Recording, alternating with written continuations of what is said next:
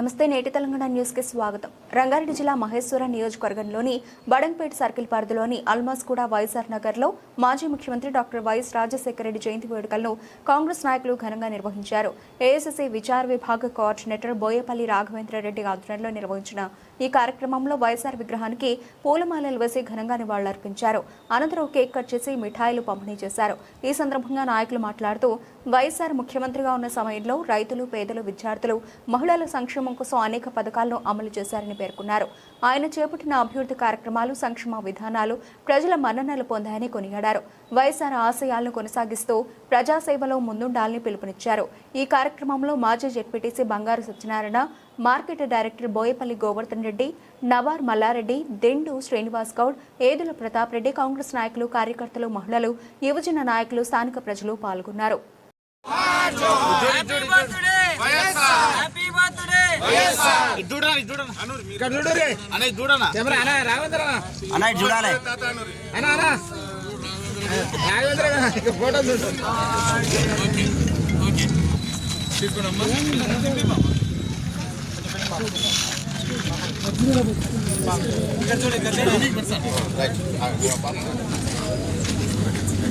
తినేసాయి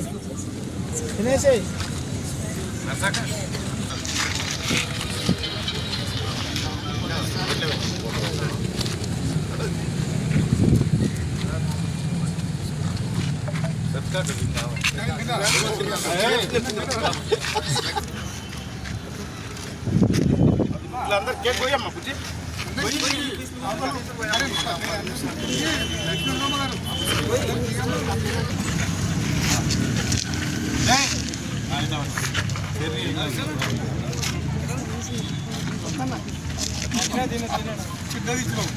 పిల్లలకి పెట్టాలా మరి మీరు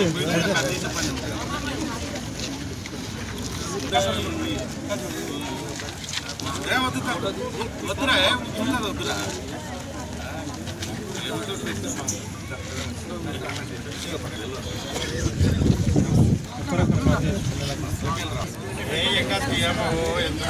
ఎంతమంది చేస్తున్నాము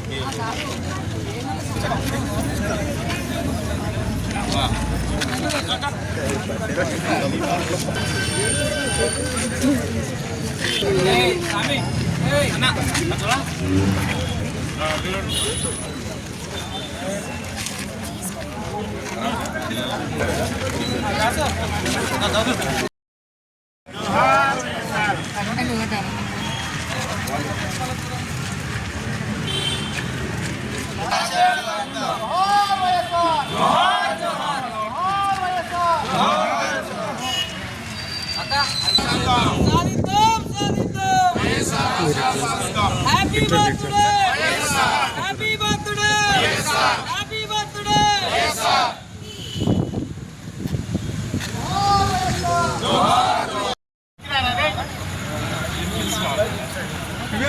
శ్రీనివాస్ రెడ్డి జోహార్ వైఎస్ఆర్ జోహార్ YSR happy birthday happy birthday happy birthday జోహార్ వైఎస్ఆర్ జోహార్ YSR happy birthday happy birthday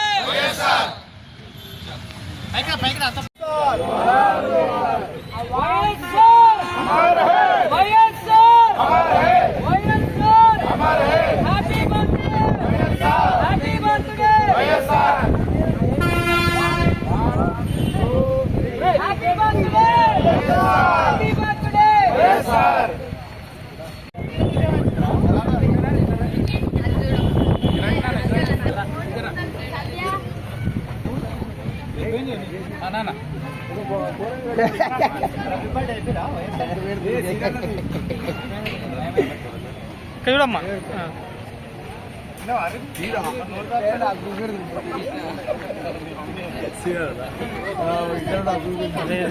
మహానేత డాక్టర్ వైఎస్ రాజశేఖర రెడ్డి గారు 70వ జయంతి సందర్భంగా ఇక్కడికి విచ్చేసిన మాజీ జెడ్పీటీసీ బంగారు సత్యనారాయణ గారు, అదేవిధంగా ఈ ఆర్గనైజ్ చేసిన బోయపల్లి రాఘవేంద్ర రెడ్డి గారు, డి శ్రీనివాస్ రెడ్డి గౌడ్, అదేవిధంగా నవార్ మల్లారెడ్డి గారు, బోయపల్లి వెంకరెడ్డి గారు, రామిడి శ్రీనివాసరెడ్డి గారు, అదేవిధంగా ఓం భుక్షపతి రెడ్డి గారు, అదేవిధంగా వైఎస్ఆర్ యామ్జాల శ్రీనివాసరెడ్డి గారు, సంరెడ్డి హేమంత్ రెడ్డి గారు, ఇక్కడికి వచ్చిన కాంగ్రెస్ కుటుంబ ప్రతి ఒక్కరికి ఉదయపూర్వక ధన్యవాదాలు తెలుపుకుంటూ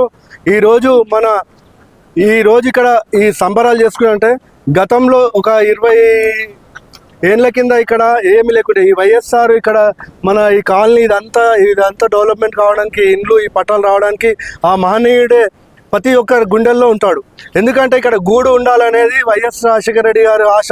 ఇక్కడ రాజీవ్ గురుకల్పన ఇచ్చింది వైఎస్ఆర్. ఇక్కడ పేదలకు ఎన్నో ఆరోగ్యశ్రీ అయినా, ఫీజు రియంబర్స్మెంట్ అయినా, ఉచిత కరెంట్ అయినా ఈరోజు అదేవిధంగా మన సీఎం రేవంత్ రెడ్డి గారు కూడా ఆ మహనీయుని ఆశయాలు ఇప్పటికీ కొనసాగిస్తున్నాడు. అదేవిధంగా రేవంత్ రెడ్డి గారికి కూడా ధన్యవాదాలు తెలుపుకుంటూ ఇక్కడికి వచ్చిన ప్రతి ఒక్కరికి నమస్కారం తెలుపుకుంటూ జై కాంగ్రెస్, జై వైఎస్ఆర్.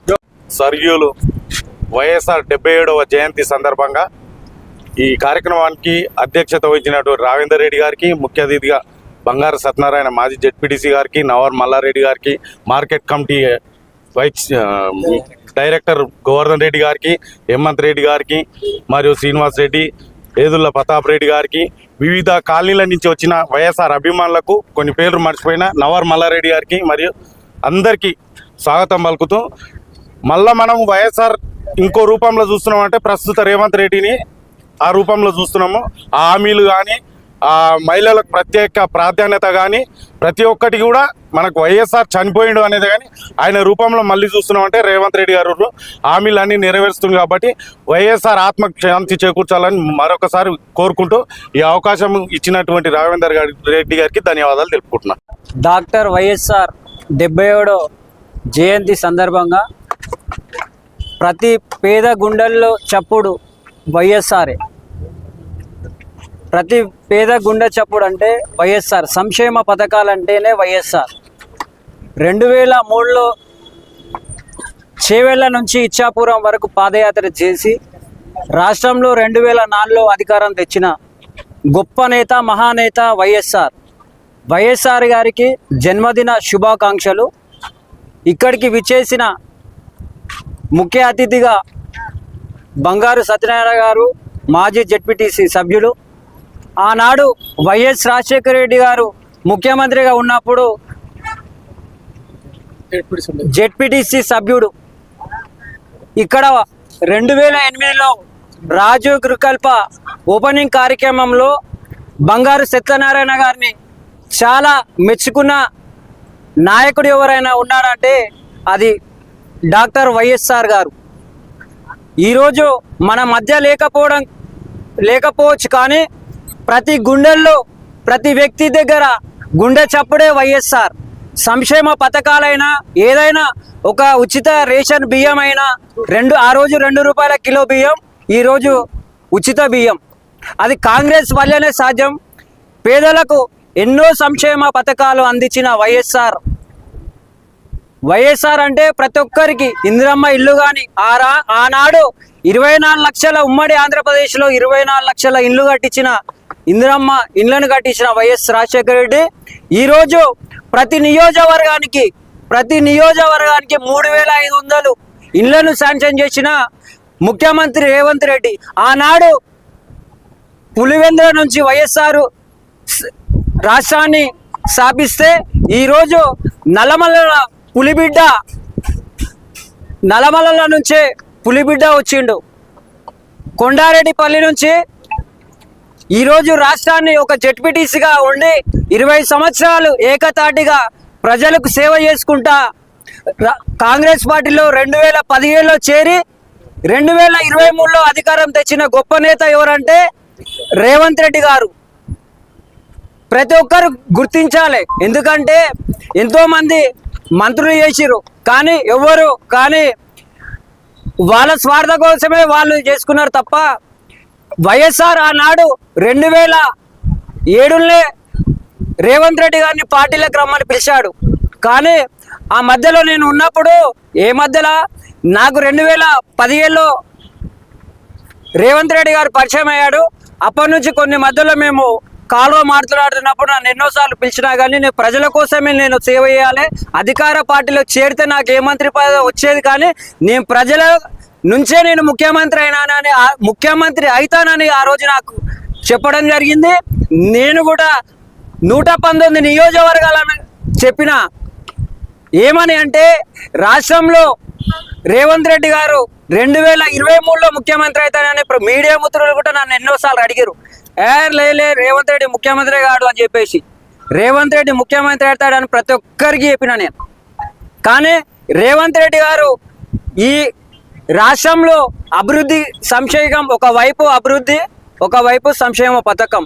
ఈరోజు కొంతమంది డ్రామాలు చేస్తారు. బీఆర్ఎస్ పార్టీ ఏం చెప్తున్నారు, కాంగ్రెస్ పార్టీ అభివృద్ధిని అడ్డుకుంటారని చెప్తున్నారు. స్థానిక ఎమ్మెల్యే ఏం మాట్లాడుతుంది అభివృద్ధి? ఎక్కడైనా మీ మీడియా మిత్రులే ఉన్నారు కదా, ఎమ్మెల్యేగా స్థానిక ఎమ్మెల్యే వచ్చినప్పుడు మీడియా మిత్రులు మీకు స్వయంగా చూసారు. కాంగ్రెస్ పార్టీ ఎక్కడైనా ఈ నియోజకవర్గంలో ఎమ్మెల్యేని అడ్డుకుందా? ఎక్కడ అడ్డుకోలే. కానీ వాళ్ళు డ్రామాలు చేస్తున్నారు. డ్రామా కంపెనీ వాళ్ళు సోషల్ మీడియా వాడుకుంటారు. ఈ కాంగ్రెస్ పార్టీ సంక్షేమమైన అభివృద్ధి అయినా ఏదైనా కాంగ్రెస్ పార్టీ వల్లనే సాధ్యం అవుతుంది. వారికి కూడా తెలుసు. మాజీ హోంమంత్రిగా వైఎస్ రాజశేఖర రెడ్డి చేవెళ్ళ చెల్లమ్మని హోమ్ మినిస్టర్గా చేవెళ్ళ చెల్లెమ్మ కానీ ఇచ్చిండు. వారికి తెలుసు. కానీ కేసీఆర్ గారి వలలో పడిపోయింది. ఈ మాయమాటలు చెప్పడము ప్రజలందరూ గమనిస్తున్నారు. నేను ఇక్కడ నుంచి ఒక పిలిపిస్తున్నా, కాంగ్రెస్ నాయకులారా, వారు ఎమ్మెల్యే గారు అడ్డుకుంటున్నారని చెప్తున్నారు. మనమే ఎమ్మెల్యే గారిని అడ్డుకుందాం. ఎక్కడైనా సరే అభివృద్ధి కార్యక్రమాల్లో మనం అందరం కలిసి, అది ఫౌండేషనే కానీ